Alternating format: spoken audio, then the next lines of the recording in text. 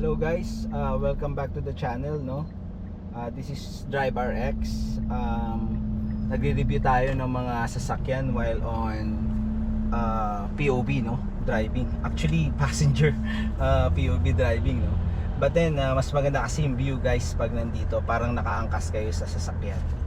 Well, now, ang topic natin guys is again, magre-review tayo ng sasakyan and i-compare natin dito kay Montero Sport. So guys, gaano ba kaganda si Nissan Terra, no? Kumpara dito sa ating 2025 Montero Sport GLX MT. Ihimay-himayin natin guys. First suspect, no? Pag tinignan mo si Nissan Terra guys, like si Fortuner, malaki siya, no? Lapad. Brusko yung dating guys, no? Ang ganda tingnan. Parang kapag tinitingnan mo siya, parang synonymous din siya sa ano, no? Para ka na rin tumitingin ng ano, ng Fortuner. Kasi sa lapad niya, parang ganyan guys. Speaking, sarap natin Fortuner. Well, kung pagdating lang sa pormahan, ang kung i-compare natin si Montero Sport, mas sa akin lang naman guys, no, medyo edgy lang si Montero Sport, pero when it comes to more on sophisticated, no guys, that's the word, no, sophisticated, no, tas mukhang ano mo yun, iba kasi yung dating niya guys, para kang ano para kang otoridad, no? Parang ganun lalo pag black guys, no? Ang kagandahan kasi kapag ganun yung dating, medyo bumabaga yun sa profession mo. Let's say pulis ka, no? Or abogado ka, bagay siyang tingnan guys. Ang ganda niya tingnan. And Nissan Terra is very well known, no? Nag-start yan ng Altera guys, Altera yan nung araw, no? Sa mga titos dyan. Anyway guys, si Drive RX, no? Hindi naman tayo ganun katanda, no? Nasa 30s tayo, no? Pero titos na rin tayo, syempre. Titos sa Manila na rin tayo. Kaya kahit pa paano nakita natin yung pagpalit-palit ng sasakyan, no? Alam naman natin guys, pag Nissan, di ba? Ano bang natatandaan nyo dyan? Syempre aircon, di ba? Ang lakas ng aircon yan guys. Kailangan mo talaga mag-jacket dyan. Kahit nung araw, yung mga Sentra niyan guys, yung mga ano, binibili yan kasi alam nila, Nissan yan, maganda aircon yan, malakas aircon yan. But then guys, kung pormahan lang yung titingnan natin, no, maganda talaga tingnan, no. Gusto ko talagang nakikita na parang ano, ang porma kasi nito ni Nissan Terra, parang ang otoridad, lalo kung nakita ka ng mga black, malapad siya guys, yung unahan niya rito, although pag tinignan mo yung kay Monty, meron din siyang edge na pa ganun guys, but then yung sa kanya kasi parang ang lapad, di ba? Tapos matic na agad yun, kahit yung base variant niya guys. Again may nag-comment sa atin, no, meron pa daw sa last video natin, meron pa daw manual talaga as of now. But then kasi naririnig natin guys, pa-phase out na yan, no? So abangan lang natin. Pero definitely I think si Mitsubishi Montero Sport mag-i-stick yan, may manual yan guys. Kasi yun yung for me lang parang yun talaga yung pang ano nila sa market, yung pinaka lower variant nila is yung alam nilang magiging mas mabili, especially for us, no, mga Pilipino, no, kasi we love our diesels talaga. Di ba? Hindi na, kahit na ang daming electric cars guys, no. Anyway, may video tayo, no, about sa komentaryo natin sa mga electric cars, no. So ang atin lang naman is personal view natin, no, and nagre-research din naman tayo guys, no. But then hindi naman to super in-depth, no. Yung real world lang na nakikita natin guys. Again, balik tayo kay Terra. So simula nung nagbabago yung generation niya guys, I think nag-stick pa rin siya sa forma. Like eto, nung nagpalit to si yung Gen 3, 'di ba? Yung Gen 3.5, yung same na lapad niya na maintain niya guys. Ang kagandahan din sa kanya kasi is kung lalo kasi previously no, naglabas sila yung pinaka lower variant nila guys. Meron silang manual no.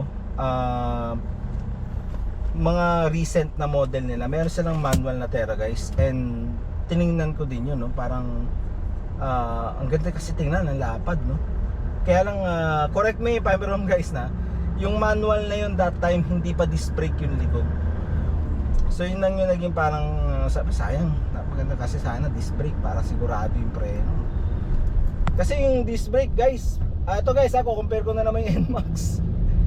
Alam mo kasi guys, yung NMAX mapa Gen 1, Gen 2 na ano, parang kapag dalawa yung disc brake, parang swapping-swape eh. Parang hindi ka masyadong hirap no sa pagpreno. Ngayon kung medyo mahilig kayo sa ganong concept no, mahilig kayo sa mga medyo yung malalapad na kotse no, so hindi mawawala sa option nyo to si Nissan Terra. Kasi totoo naman talagang maporma guys, hindi siya parang baduy tingnan kumbaga. Ano pang maganda niya? Syempre yung features niya rin no. Climate control, naka Apple CarPlay, leather wrap na rin yung manibela no. Kung pormahan lang ang pagbabasihan, maporma talaga guys. Pasok nating engine no. So marami tayong napapanood na review no, medyo sa engine niya maingay daw guys yung ano, compare sa dito sa atin tsaka sa Fortuner. Mas maingay daw yung yung diesel ng Nissan. So comment down below guys kung totoo ba yun. Pero may magsasabi diyan na yung engine is hindi kasing sa yung mga GD no, or ng mga 4 and 15. Mahirap magsabi ng ganun kasi marami pa rin kasi tayo nakikita na mga older model na nandyan pa no, nagsi-circulate pa actually sa market no, or yung mga personal cars na until now no, nagagamit pa rin no. So hindi natin masasabi yan. And guys, remember na si Nissan is twin company yan no, parang sister company yan ng ng Mitsubishi.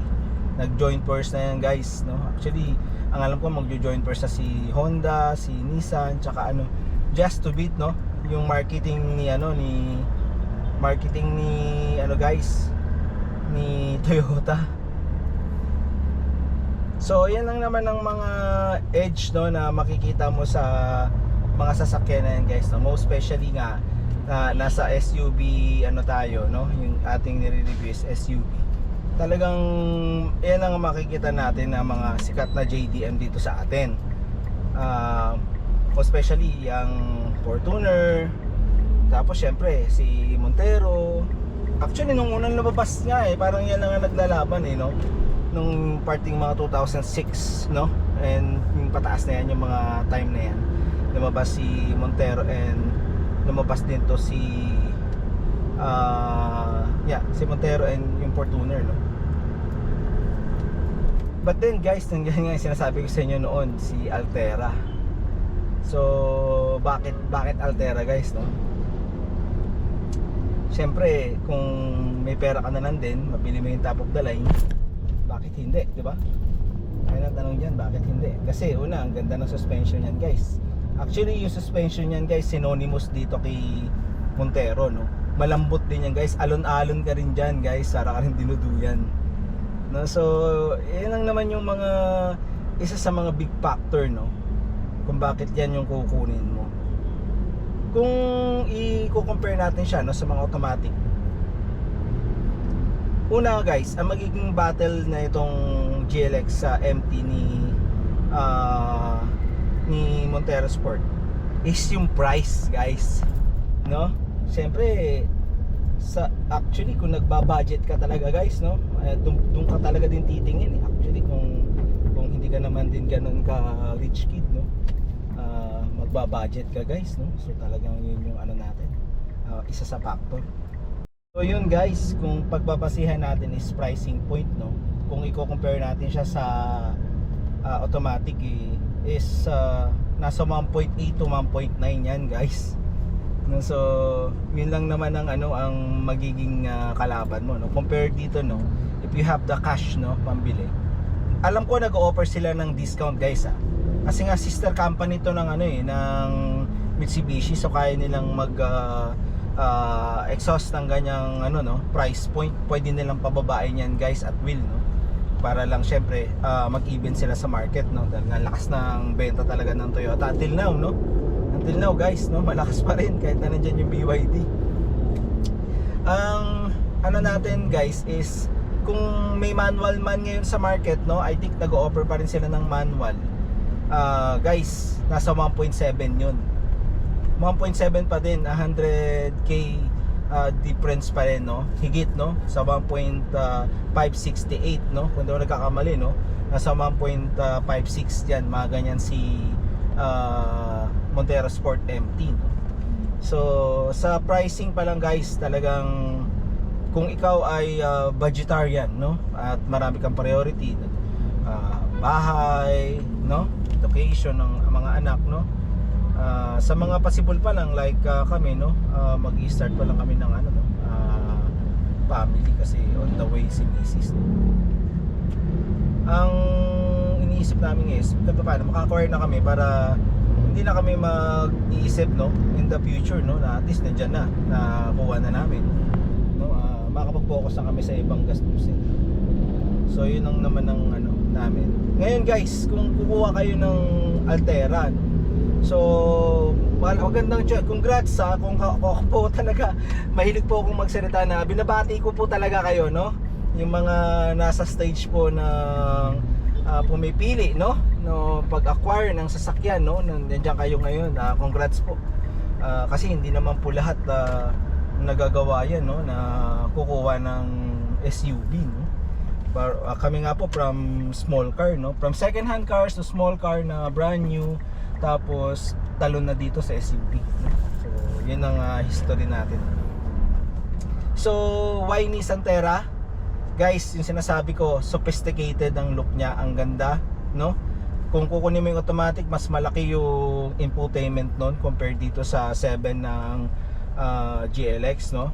So marami kang makikita, no, na pagkakaiba. Kung i-compare natin to sa manual ng Terra guys, ayun nga lang, hindi disc brake yung likod, no, yung rear na wheel ng correct me if I'm wrong, pero alam ko hindi yun disc brake, yung sa manual lang naman. But then yung sa mga matic na nila, yung mga mid-bar and tsaka yung top of the line, that's disc brake, syempre. And syempre, yung pinagkaiba yung mga safety features, di ba?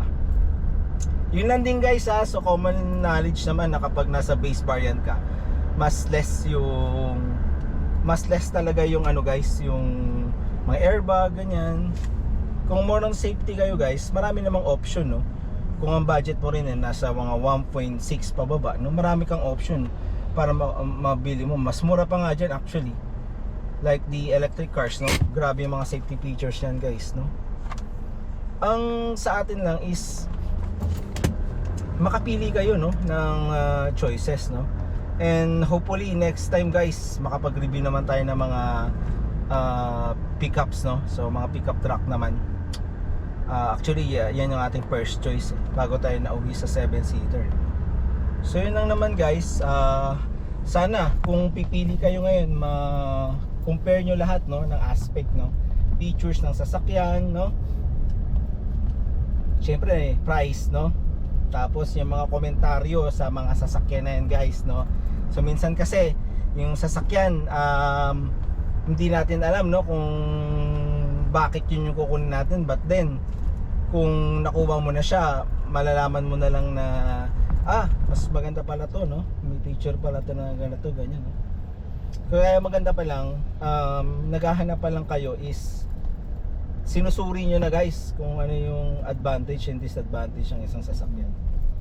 So compare dito, no, kay Montero Sport 2025 na GLX MT, ang mas narrow to guys. Advantage nun kapag papasok ka sa mga masisikip na lugar, no, parang halos kasing lapad mo lang si Rush, no, or mga ganyan. But then yung haba nito guys, don't get me wrong, ang haba nito is talagang SUV talaga to guys. Mahaba talaga siya.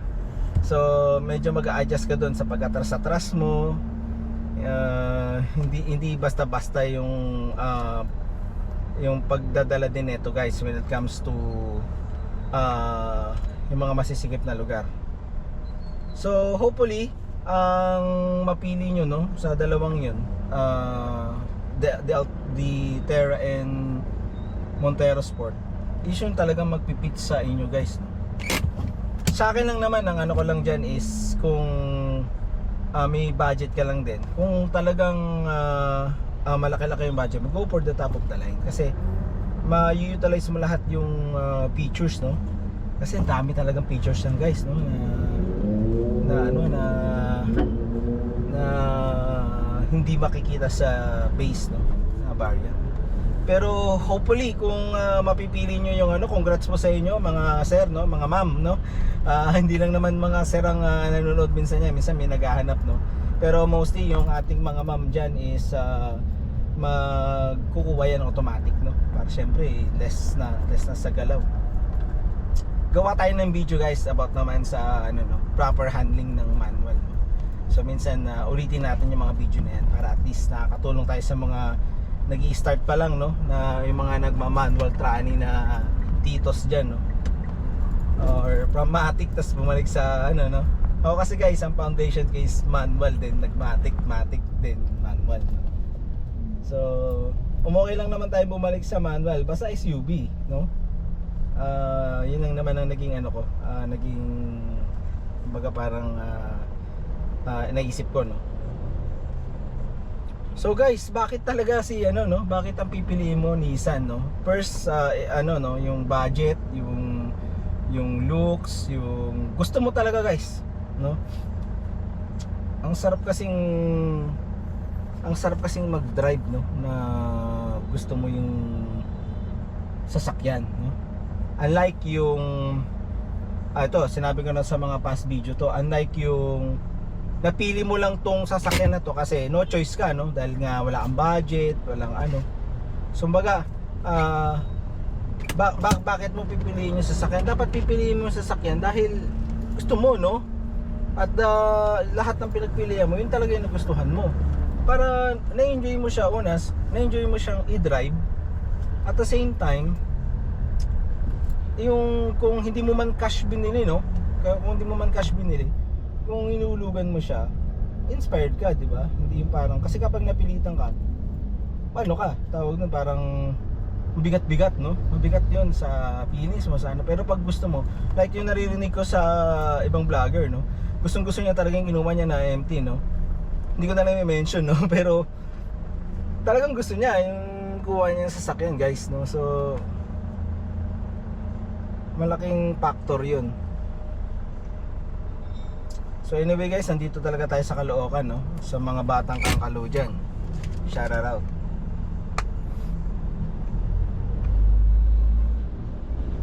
So pag dumadaan kayo sa ganito guys, kasi may guhit to eh, may guhit yung kalsada na may pedestrian. So ako, hindi ko sinasagad. May iba kasi sasagad nila yung sasakyan ng gandun eh. Eh pag may liliko sa papasok na pa ganito, baka abutin yung kotse mo.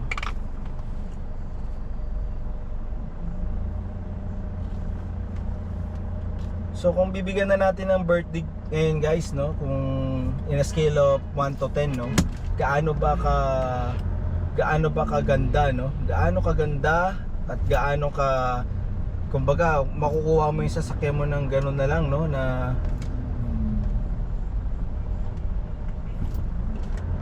ito guys, sumalubong guys, ha, kitang-kita, naka-green naka-green na yan. So bigyan na talaga guys, no, pag ganyan, pawiralin nyo na lang yung ano, no, yung pasensya, no. So isa yan sa mga ano ng real world, no, na review, nakikita mo yung flow ng kalsada dito sa Kamaynilaan. So guys, hopefully na mag-subscribe kayo kung nandito pa kayo sa part na to, no. Thank you po sa panonood. At again, ang verdict natin, no, Nissan Terra, no, in a scale of 1 to 10, guys, 10, no, 10 over 10. For me lang naman to guys, no, disclaimer, no, kasi kung makukuha mo yung automatic na ano, parang nandun na lahat, no. Again, sabi ko nga, the word is sophisticated. Hindi naman tayo racing eh.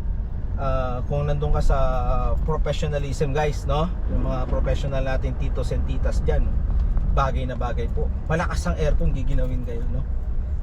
9, no? Over 10 si Monty natin, no? Bakit 9? Parang isa lang ano, kahit na manual siya. Guys, pricing point, no? Pricing point, features. Disc brake na rin yung likod, 'di ba? Same lang sila ng engine, no?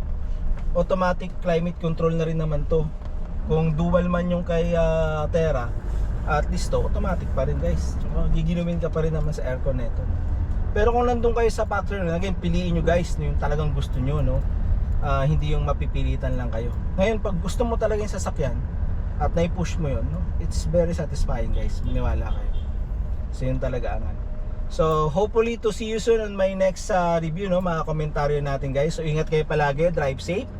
Again, this is your boy, no? Drive RX. Salamat po sa panonood.